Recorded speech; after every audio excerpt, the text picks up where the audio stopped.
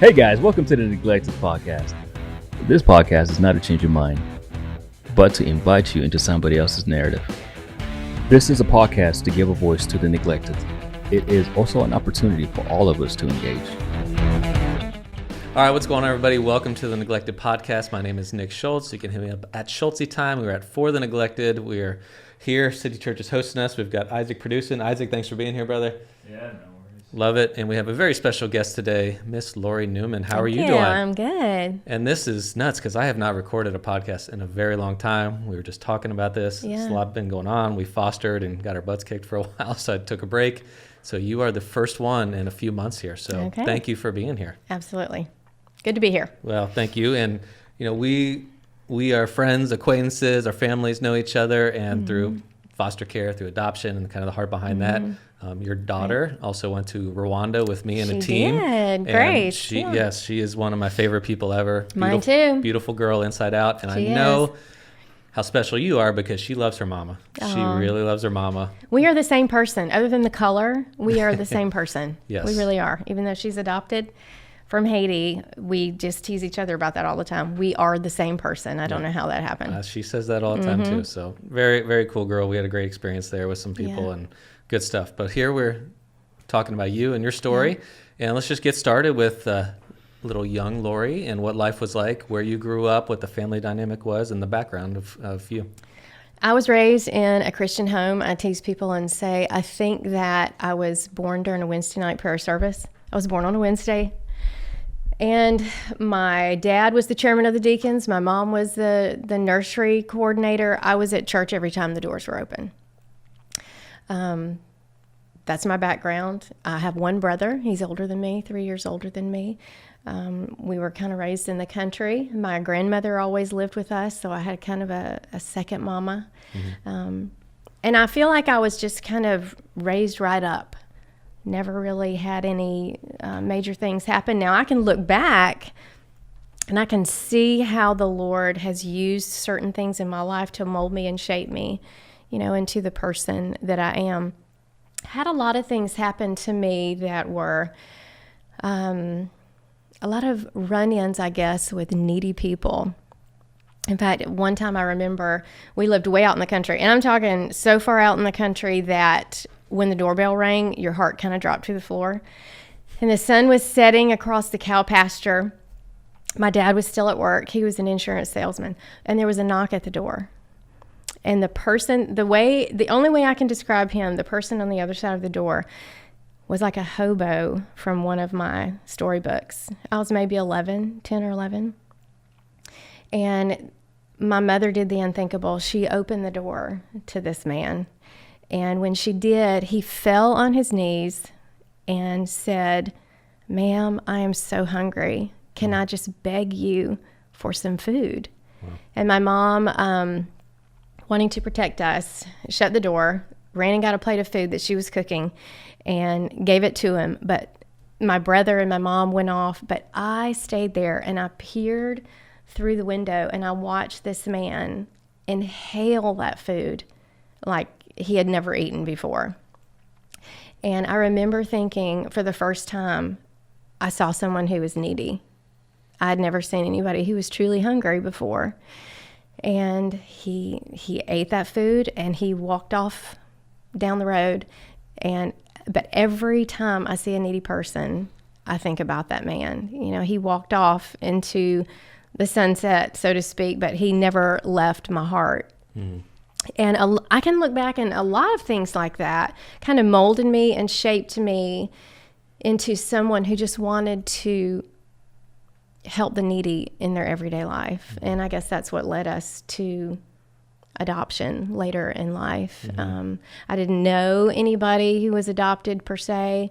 No one in my family had been adopted, but that's just something that my husband and I later talked about and decided to do, was adoption. And that type of experience too, I know for a lot of people, like, you know, you just said like you met at church, you were always at church, and that was your whole upbringing and maybe a sheltered life a little bit, and then you get exposed to something like that. And for a lot of people, until they actually have that moment, their faith, all of a sudden they're like, sometimes you think like, how real was my faith until I see like all these people we're A told real we're supposed to need. care about. And Right. how did that transform you, especially growing up? You said happened at 11, then you go to teenage years and stuff like that. Do you think if you didn't have those moments, your life might have been a little bit different in how you viewed the world? Probably so.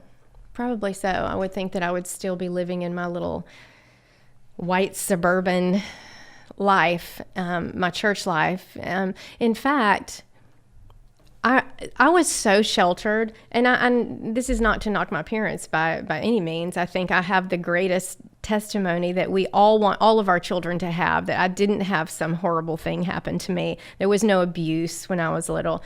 I accepted Christ when I was young, in the youth group, but I have that testimony that we want all of our children to have. But yet, I can definitely see as a teenager that had I not had those experiences where the Lord showed me little glimpses of needy people, that, I'd still be living in that clean, I like to call it comfortable Christianity, where it's almost like you're living on a Christian cruise ship, and it's so far from where life really is. Mm-hmm. Now, what was your school background? Were you in public, private? I went to public school. Okay. Mm-hmm. And then, Yeah. what was there things that molded you in that kind of situation too, because of that experience where, did you feel like you fit in, or were you caring more about deeper things in your future as opposed to the high school drama? Definitely, literally in high school drama. Yeah, literally. No, like I said, I was just kind of raised right up. I didn't, there wasn't a lot of rebellion. There was no drug abuse. And the school that I went to definitely was a good school. I didn't have to face a lot of violence like a lot of kids do today in public school. Yeah. And so what was post high school? Did you go off to college? Did you work? Or I actually didn't go off to college. I stayed home and went to a community college. I'm from Augusta, Georgia. Okay. And I went to a school there, a college there, and decided to be a teacher. I knew from the time I was about 16 that I wanted to be a teacher. Didn't stay in that for very long after I graduated. I only taught for about 4 years, but that has served me well to homeschool my own kids now. But yeah, I had a very typical, uneventful Christian upbringing. Mm-hmm. I did. So did you become a teacher? I did become a teacher. Yeah, I taught in public school for a few years, kind of most of my children anyway. Mm-hmm. I taught while my son was little, the first one. Mm-hmm. And was the public school very similar to the type of school you grew up in, or the same background? Or well, let me tell you, the public school that I taught in was, I don't know what's worse. The public school that I taught in was very affluent. It was a very affluent area, and I think I probably could have taught better had the parents not been there. I don't know what's worse to have I loved whenever I was in school and college, we would go into the really needy, that my heart's just always been there, those really needy schools, the inner city schools, and I loved it. But I ended up teaching in a very affluent area, a very affluent school, and my heart was still there with those inner city schools.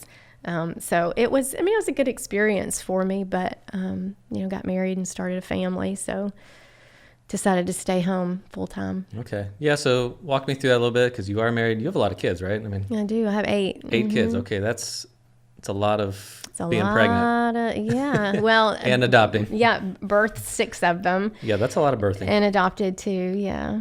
Wow. Okay. Yeah, Dwayne and I have been married. We'll be married. This is our 31st year of marriage. Isn't that crazy? That's 31 years this I'm about year. half of that. Yeah. So I tell people that we started early with our family and finished late. My first child was born when I was 21. Is that right? Yeah. And my last child was born 2 weeks shy of my 43rd birthday. Wow. Yeah. So that's a lot of babies. But yeah, we didn't start out thinking that we would have a big family. It just kind of happened. When I was about, I don't know, I guess we'd been married and we had 4 children at the time. And I remember, no, that's not right. We had 3. We had a child, and then we had twins. And I remember going to my husband and saying, I would love to adopt. There's just so many orphans. Wouldn't it be great if we could just adopt our next child? And he laughed and said, why would we adopt a child? We can have children. Why would we adopt a child when we can just have one? We would spend, at the time, only $15,000 to adopt a child overseas when we could have our own for a $15 copay. And we both laughed, and we had a 4th child, but it just never went away. Mm-hmm. Just that longing to save a child, it never went away. So we did end up adopting our 5th child and our 6th child, and then actually had 2 more children. Mm-hmm. And your 5th and 6th from Haiti. The first one was from Haiti. Okay. Mm-hmm, Grace. Okay. Yeah, and she's now 21. Mm-hmm. And then the next child that we adopted was Daniel from Liberia, West Africa. Okay, so yeah, mm-hmm. Okay, he was from Africa. Yeah. So take me through, how you ended up on Haiti and then Africa. Is it prayer? Is it very specific? It's very research specific. Or? Yes. Well, I'll tell you, at the time, and with international adoption, the rules are changing. At least they were then when we were adopting. The rules just change a lot. And at the time, we looked into adopting from Russia, from Ukraine, from some other countries. And all of them at that time required that you submit some type of letter that said that you could not have children. We had 4 kids. Mm-hmm. We definitely were not infertile. That was not why we were adopting at all. And so we found Haiti, and it's already changed in Haiti. It's changed so many times, but back then, at that time, you could adopt. It didn't matter how many children you already had. It didn't matter if you did not have an infertility issue. You could just adopt from Haiti. And when I saw the poverty in Haiti, I knew that's where I wanted to adopt from, because the Lord had been really specific in saying to us, I want you to adopt the one that no one wants. That was very clear to us. The way it worked in Haiti at that time, we went through a wonderful orphanage called God's Littlest Angels, GLA, and they're still functioning in Haiti now. But back then, they would send you just a photo listing of children to choose from, and I did not want to do that at all. So I asked the orphanage director to just send me, maybe narrow it down for me. This is what we would like. This is the age range. I don't want to see pictures at all. That's not how I wanted to choose a child. So she sent us 2 little blurbs about 2 children. One of them, both of them were little girls, and one of them, the little girl had been left by her mother at the orphanage, but the mother lived up the mountain, and this little girl's sister was even there at the orphanage as well. That was the first one that came through.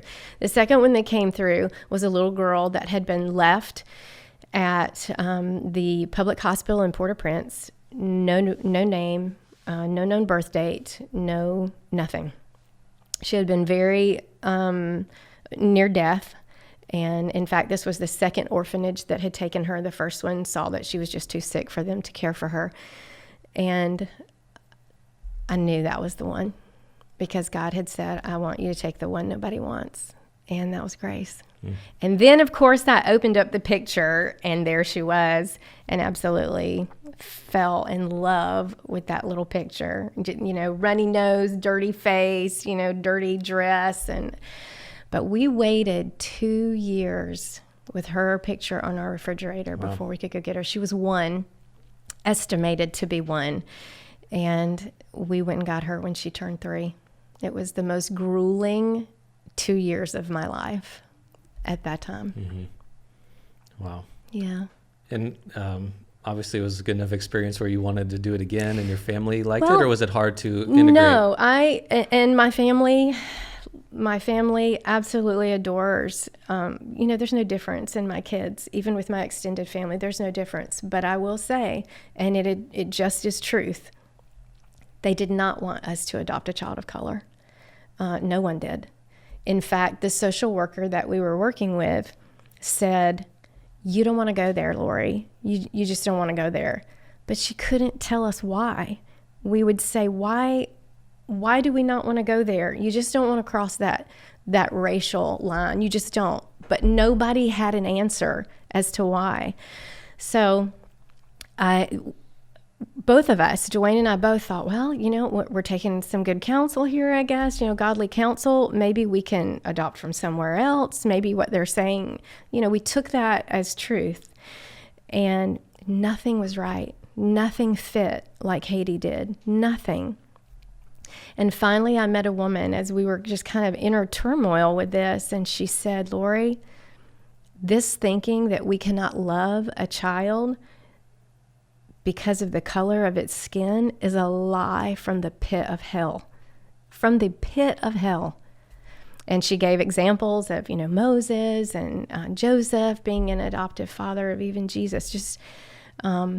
And Dwayne and I both recognized that as the lie that it was. We sat down together, we went to dinner together, and I remember sitting across from him, and we both said, the Lord called us to this.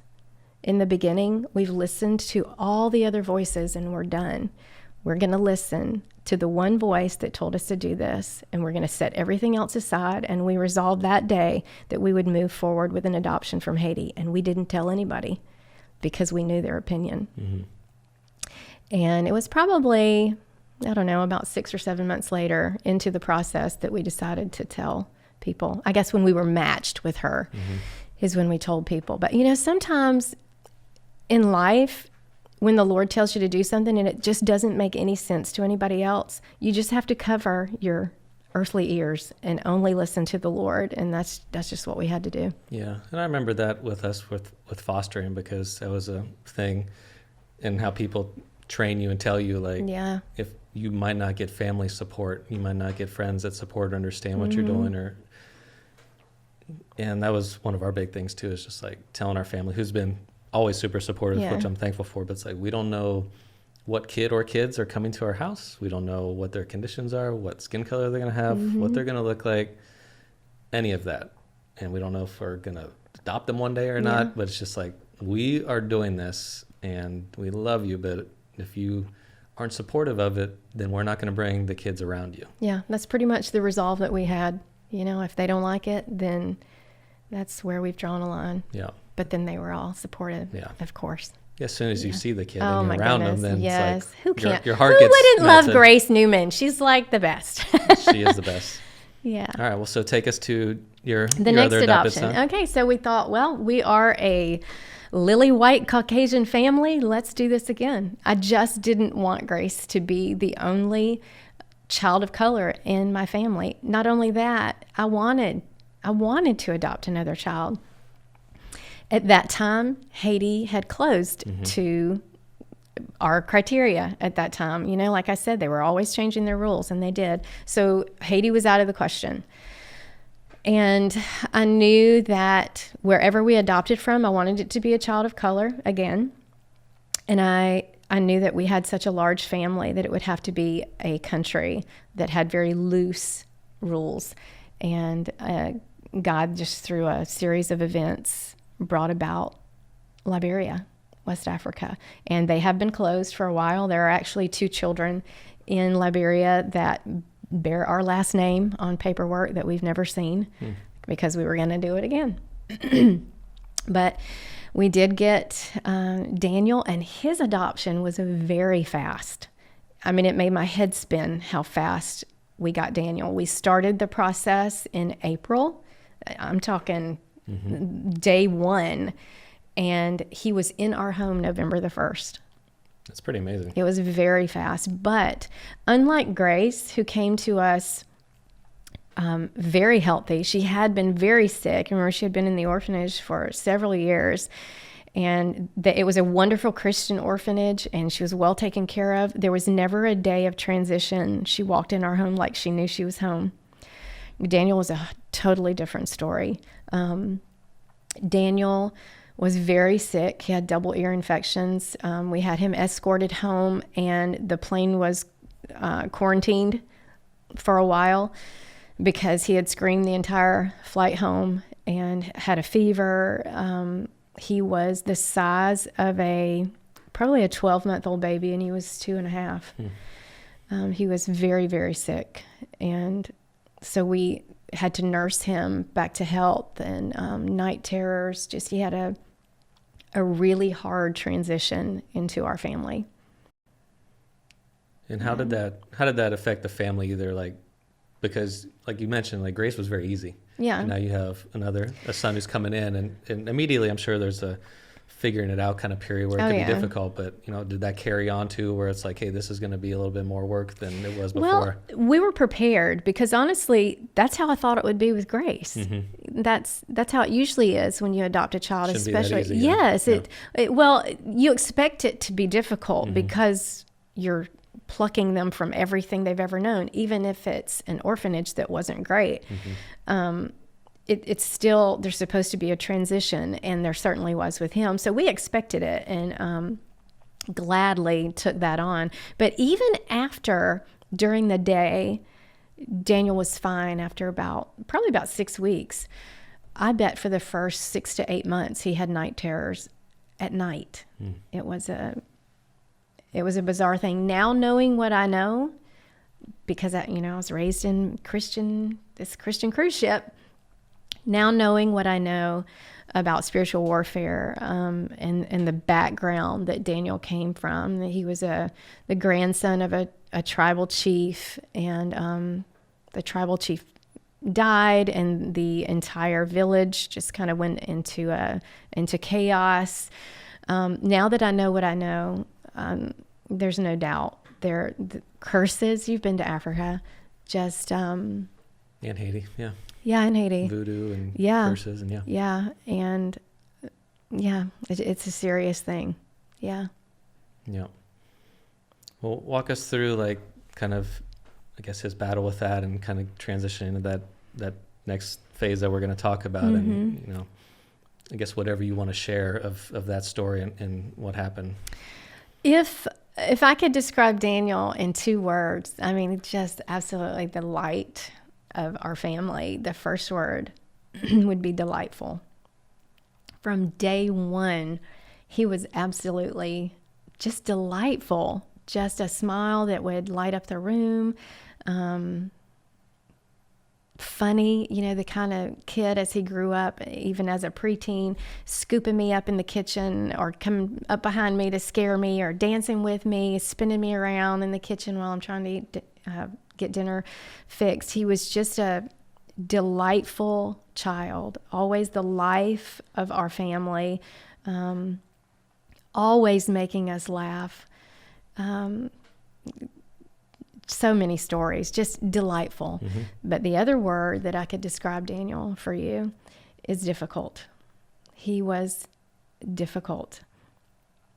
Even at 7 and 8 years old, just the screaming fits that he would have, that's difficult to explain, and almost a magnet to, I hesitate to say a magnet to darkness, but if you've had a child that you try to keep them on the straight and narrow, and they will find, even at church, some kid that leads them astray, or it's like a magnet to darkness. And I can remember when he accepted Christ. Well, let me say this first. We lived in Asheville, North Carolina, and unbeknownst to me, there was a family that I met that had also adopted 3 children. She called them her triplets, but they weren't triplets. They were just very close in age, and they were from the exact same orphanage that Daniel was from. So we would get together. It's a great Christian family. But I remember her getting really serious with me before and saying that right before her children, they were all about Daniel's age. This was probably when he was about 6-ish, 7-ish, and they were as well. And she said right before one of her daughters accepted Christ, all 3 of them kept talking about this dark man that they would see. And she saw it too one night when she was putting them to bed, just a dark figure in the corner of the room. And when she said that, Nick, something resonated in me. And I felt that. I'm like, that's what I'm feeling over him. Just a darkness. Just a darkness over him and I can't fully explain that. I guess because I'm trying to explain something that's spiritual in the physical realm, and it just loses its oomph kind of when you bring something spiritual and try to explain it in the physical. But there was just something over him like that. And I dropped to my knees as we were talking, this lady and I. And for the next 3 days, I just went into a complete, total fast over my son. And I knew that battle is over him too. I can feel that. And I wasn't praying for his salvation. I mean, in praying of those 3 days, I was more or less praying just about this darkness that I felt over him. And probably about 3 days after I had done that fast, Daniel came into the kitchen while I was cooking, breathless, like he had just run a marathon. And he said, "Mom, I have got to ask Jesus in my heart right now." And I said, "Okay, let me right now, Mom, right now, turn the stove off." So we went in, I called all the kids down. We went into the living room, dropped to the floor, him just panting. And he asked Jesus in his heart. And I did feel like that darkness was broken. But I will say there was still something there that I'll just say it. I really think it's just curses that come from, who knows what was spoken over this child by a witch doctor, or, I mean, his grandfather was a tribal chief in Liberia, West Africa. And there's just so much there, the ancestral worship and all of that. And, this is something that I probably wouldn't have even talked about to people because that fear of man, but I'm telling you, I don't care anymore. That darkness is real. That spiritual warfare is real, especially from those areas, like Liberia and like Haiti. It is real. Mm-hmm. And how did you, but also him, how did he handle those conflicting things where, he's got light, like you said, he wanted Jesus in his life. He's got light. He's in church, like you were raising him in church. So not to have him in this bubble or anything, but like you're trying to give him the best life possible and support that decision. But he's also battling these other things and how that he just constantly had to battle, I guess, both those things. And I didn't recognize it then, like I do now. But I would see him, and it makes perfect sense now that he would go for months on top of the world, telling me how much he loved the Lord. I can remember being in the car with him once, and he said, "Mom, I absolutely cannot get enough of Jesus." This was probably when he was about 13. "I cannot get enough of Jesus." Waking up in the morning, having his quiet time, just worshipful, leading his friends to the Lord. And then 2 months later, he's smoking marijuana at the pool with friends that I know nothing about, just trusting him to just go to the pool like other 14 and 15-year-olds would just walk to the neighborhood pool. If he were backed into a corner, he would give in every time. It was that magnet again that is hard to explain. He just had such a battle between darkness and light. I wish I had known to just call those things off of him. And I know that now, but I didn't then. And I guess we can move into the darkest day of my life, which was September the 19th of 2018, when he and I that morning he had just been upset about something. I don't remember what, typical teenager stuff really for him. And I had been in the backyard.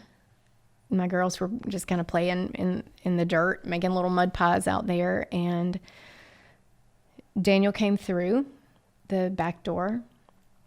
And the child was hilarious. He rarely wore a shirt in the house, and he was always in his sock feet. And that's just how he rolled. We homeschooled, so he was home. We've always homeschooled. And he came through fully dressed, and it didn't make a lot of sense to me. He didn't say anything to me. He was irritated with me. And what went through my head was, he's going across the street to talk with one of our neighbors. We had a great older guy who was retired, and anytime that Daniel would get upset, sometimes he would go across the street and talk to this guy, and his name was Steve, and Steve would kind of talk him down and bring him home, and we'd hug and apologies and all that. Daniel was famous for doing something stupid and then coming to us and saying, "Why did I do that? That made no sense." And he would apologize. But this day, when he went through the back door completely, fully dressed in his shoes and everything, that's what I thought. Oh, he's ticked off at me again. He's going to go talk to Steve. And I was probably in the backyard with the girls, 7 or 8 minutes or so, and came back through the house into my bathroom, and I have a huge window above the tub in my bathroom, and through my bathroom I saw him hanging from a tree in our front yard, and there was a ladder there where he had climbed up that ladder and hung himself, and he was lying just hanging there lifeless. And of course I dropped everything. That's kind of a blur, honestly, but I ran outside, and you can imagine what ensued, screaming for help. It was a dark day, but I'm going to tell you something. We were finally able to get him down, and we did CPR, and the ambulance, there must have been 10 or 12 just rescue vehicles that came. But it was like I was in two worlds in that moment. I was in the physical realm doing CPR, beating his chest, screaming for him to breathe. And at the same time, I can remember hearing the Holy Spirit say, "The war is won." He didn't say the war is over, the war is done. I heard him say the war is won. And Daniel lived, I guess, about 3 more days, in the intensive care, but was pronounced brain dead 3 days later. And it was just a dark time. There's no other way around it. But it was a strange time, because I'm going to tell you something. Daniel's death awakened something in me that I did not know was there. I'm telling you, a roar from the deepest place of who I am just started at the bottom of my feet and came out my mouth. I have not been the same. And in a strange way, his death has awakened me to spiritual warfare, to spirit realm, that comfortable Christianity, it has no place in my life anymore. I mean, we are on a battleship, and I have learned how to, where was this all my life? I've just learned how to battle, and to battle for other people. Had I known all of this, I believe Daniel would still be here. But I didn't know. And through his death, that was awakened in me. Mm-hmm. And that's such a hard even follow-up to ask, because I mean, you said it right there, like if I knew that, but I guess people hearing this, you know, like, do you fully believe if you were awakened like you were now that maybe that wouldn't happen? Do you feel guilt because of that? Or it's just like, you know, like God had this happen for a reason and he is in a better place. Like you said, that's what you meant by the battle is won for him. Yeah. I'm guessing. Help me unpack like that thinking of, I guess, just how you dealt with that, knowing what you do now versus what you did then, and how you wrestle with all that. There's not a lot of wrestling, honestly. When I say, had I known he would still be here, I don't struggle with guilt over that. Mm-hmm. I will tell you, honestly, what I struggled with in the very, very beginning was my relief. And I struggled with the relief that I felt because when I say we battled for Daniel, I'm talking the police came to my house regularly because he would run away and be gone for 2 days. You know, the constant battle in my home that warfare brought. I do not miss that. And there was relief there in that. And I felt relief, guilt over that relief until I talked with a friend of mine whose little 4-year-old girl died of cancer. And she said, Lorie, I know that relief, that you hate that your child is gone and you would do anything. But the relief for her of having cancer out of my house, the relief of no more of the watching her go through the treatment, that's the relief that I'm talking about. And I don't struggle with that anymore. But yes, if I knew the warfare, the casting out of demons that we are all supposed to know how to do, if I had known spiritual warfare back then, how to break curses, it's not hard. How to come out of agreement with things that you've done in the past, how to break things in the spirit. Yeah, if I had known all of that, I believe Daniel would still be here, because when he came into my house at 2.5 years old, I would have called that mess off of him right then. And I've tried my best to teach other adoptive and foster parents how to break curses and break things in the spirit realm off of that child, generational curses. But I didn't know, and I can't go backward, but I can sure go forward. Mm-hmm. I love you saying the word break. Did you feel like with his death, especially with your kids, but also your husband, like that's a lot of, you still got to be a wife, you got to be a mom, and all these other kids that have just experienced this. Yeah. And how did some of them break, or how did you handle that side of it, of what your kids were going through and being there as a family? It's one thing, you know, for yourself and going through that, but you've got a lot of other kids to take care of who've just experienced trauma like that. Well, as a family, at the time, all of my children were still at home except one. She had gotten married 3 weeks before, so she had just moved out. Everybody else was still in the house, and we regularly had family meetings and would sit together. We would pray together. We spiritually cleansed the house. There was a demonic presence in my house when Daniel died. There's no other way to sugarcoat that. When someone dies, especially if it's suicide or something violent like that, demons, they don't leave with the person. They've been invited, and until you cast them out and tell them to leave, they are still there. So we all spiritually cleansed the house. There were, honestly, a lot of things we had to burn in our house, especially his notebooks where he had written when he would be really down and would write. That's where we felt that presence, especially. We burned a lot of things in the fire pit.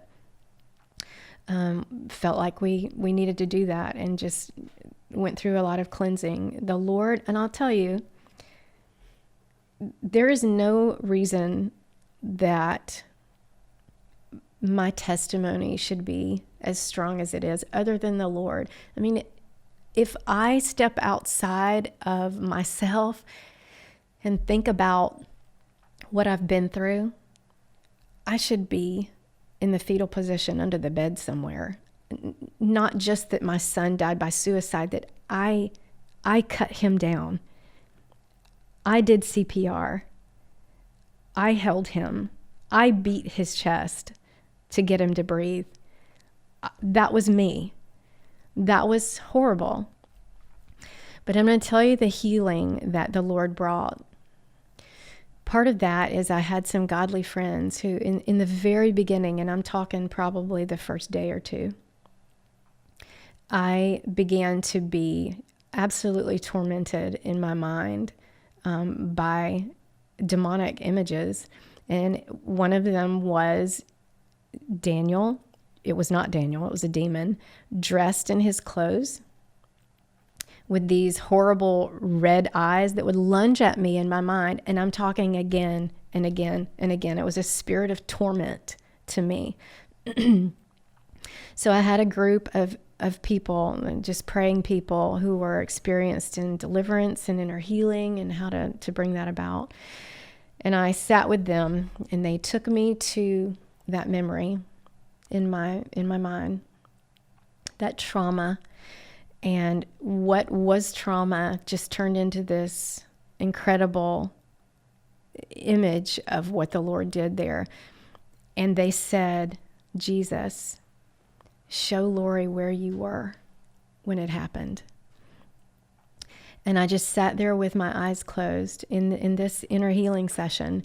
And what I saw was Jesus. I began to see his beautiful white robe, glimmery, shimmering, beautiful, almost electric white robe. And he was standing on that ladder with his arms wrapped around Daniel. And then I saw where I had to climb up the ladder that day to get to him because he was high up. And I had to use the scissors to cut that. It was a ratchet strap, the ratchet strap off of his neck. And I saw the hand of Jesus on my arm as I cut that. And then I saw that white robe wrap around Grace as she came out the door because she heard me screaming. And then I saw that white robe wrap around Mark, my other son, who came out the door and called 911. And then I saw that white robe whip through my house and wrap around everybody and my two girls in the backyard. And it filled up every inch of my house. And then I saw it. I saw the place where Daniel had been sitting on the couch as he, now I know, was researching how to do this on his computer. I saw it burn. And I saw his bed burn. I saw the notebooks burn. And I saw it all fall to ashes on the floor. And then I watched Jesus get down on his hands and knees and blow those ashes all over us. And I, of course, think about the verse in Isaiah that says, he will give you beauty for your ashes. And I'm telling you, that inner healing, that 3 hours that I sat with those incredible prayer warriors, that was all I needed. I just was shown that Jesus was there and he had taken care of Daniel and he was going to take care of us, and that horrible thing was going to turn into something beautiful.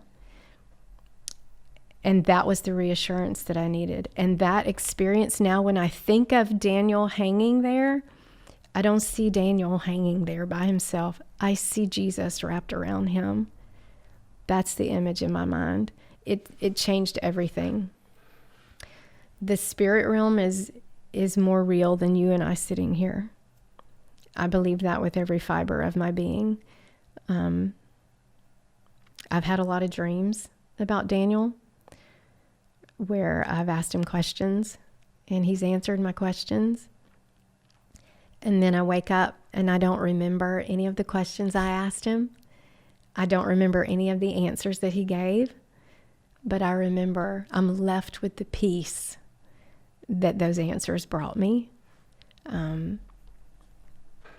There's no doubt where Daniel is. But his death has honestly brought me life in the strangest way. That is strange. I think it's hard for people to understand how that can be, even though you've just explained it. But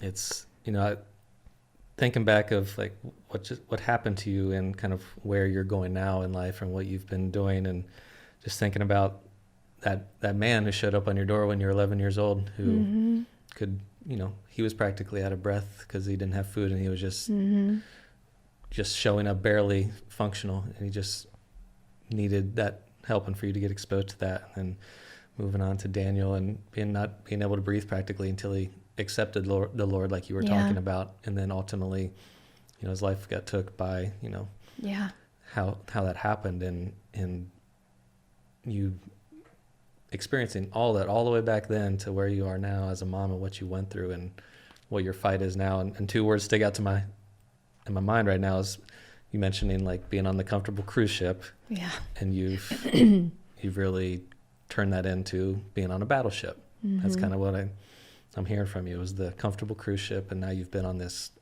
intense battleship, and you don't want to be on the cruise ship anymore. Like this is kind of your purpose in life, and I guess transitioning where you are now and everything you've went through to make you who you are now, and kind of how you see what your purpose is, obviously as a wife and a mom, but also, what do you see your purpose being in this next stage of your life?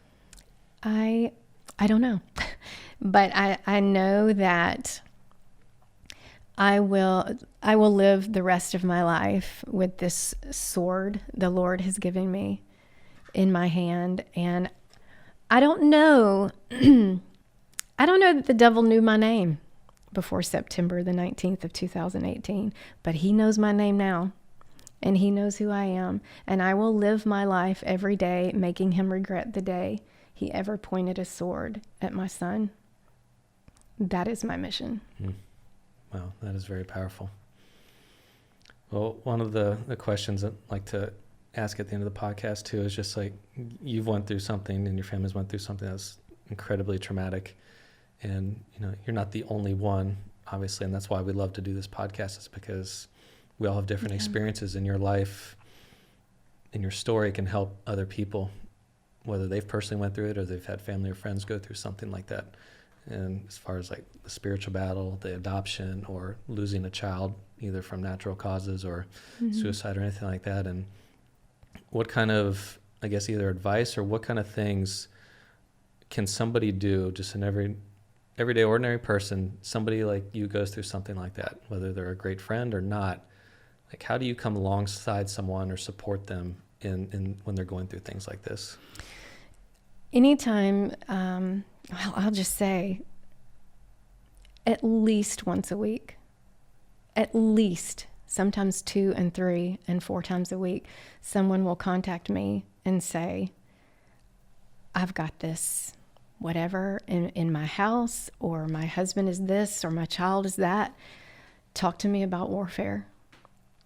Because until it's real for you, it's not real for you. And I will walk them through how to spiritually cleanse their house, how to close legal rights for the enemy to have in your life, whether it's a sin door or a generational curse, how to call off those curses, how to close those doors, how to walk in a way that is warfare, that is using the sword of the Spirit, which is the Word of God, to call off those things. If it's a child, maybe like Daniel, who struggles between light and dark, or maybe it's a child that's blatantly walking in sin, walking in darkness. There are things you can do. You are not helpless. I recently told a friend who's walking through some things with her son. Every time you walk by his room, he may be making that choice to open that sin door, but you can go in that room and you can pray and you can say, I know he's opened this door, this legal right for the enemy to work in his life, but I will torture you with the name of Jesus Christ until you back off of my son's will, so that he can hear and see the Spirit of God working in his life. There are things you can do. The enemy would love for you to think this stuff isn't real and that there's nothing that a mom can do about it. That's the great lie. We carry swords for a reason. We are the ecclesia, and in the Word of God, it says that the gates of hell will not stand against it, and that gate is not a physical gate. The gates are where, in the Old Testament, that's where the legislators sat. That's where the judges and the leaders sat. We are to be warriors. We are to bring the kingdom of God here to legislate spiritually on behalf of the kingdom of God.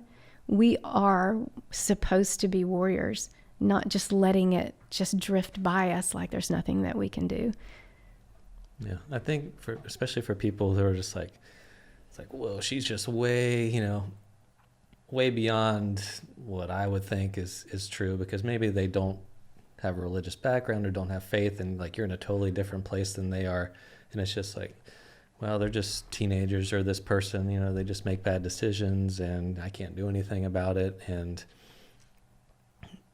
you obviously are very strong in that area of your life right now, but for people who maybe don't believe the same thing, and how hard is it to have conversations with them? Or is it just like, if you don't see this or recognize it, it's like, maybe I'll pray for you, or like things are hard, here's some points of what you can do, but you really just, you can't be fully in and throw your hands up, that you're helpless, like you kind of talked about before. Yeah, if you can't see it or sense it or realize it, all I can do is pray that somebody will, that the darkness, usually whenever I encounter someone that I know is just not there, but there's darkness so around them and so influencing them. I'll give you an example. A voodoo priest that I heard about in Haiti that was so close to accepting Christ, but there's so much ancestral worship there that he took that as part of, Jesus wasn't the thing. Jesus was just something with all the rest that he believed. And as I prayed for him, I commanded the darkness to move back from his eyes and his ears so that he could hear and see clearly that Christ was working in his life. That's really all you can do, because when someone is walking in blatant sin, they're the ones that have the door open.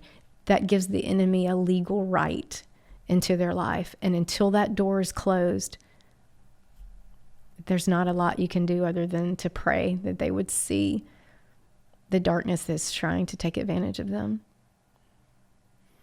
Well, I appreciate you sharing, and I know some of this wasn't, well, maybe it was easy to talk about, maybe it wasn't, but just being able to share your story, and especially with your son, and I know that's really heavy and hard to do, and I appreciate you trusting me enough to come on here and share that with people. I think it's really going to help and open their eyes to some things that you were talking about, but also just, there's a lot of evil and darkness out in the world. I think people see it with a lot of what's going on in the world right now, and just fighting for your family too. Yeah.